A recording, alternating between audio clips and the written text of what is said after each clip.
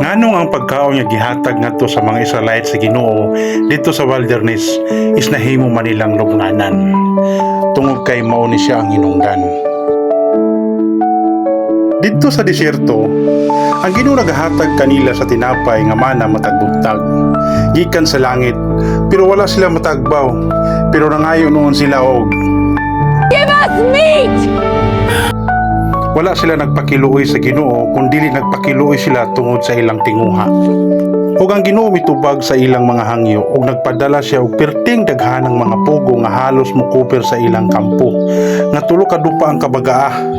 Ug ang mga tao nanguha ani kada adlaw taman sa ilang gusto, ug nagakaon sila taman sa ilang gusto. Pero while ang pagkaon na sa ilang baba, niabot ang hampak sa Ginoo ug daghan ang nangamatay tungod sa dili nila mapasalamaton. Ug kining lugar karon gitawag ni siya Kibrot Hataba.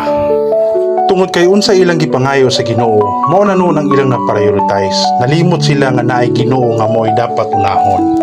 Ang Ginoo nagahatag sa tanan natong gipangayo. Pero dapat dili nato siya kalimtan sa panahon nga ihatag na niya ang atong mga hangyo. Kay siya ay naghatag ug kaya po na niyang bawion. Kay siya ang labaw sa tanan ug siya ra atong dalampanan.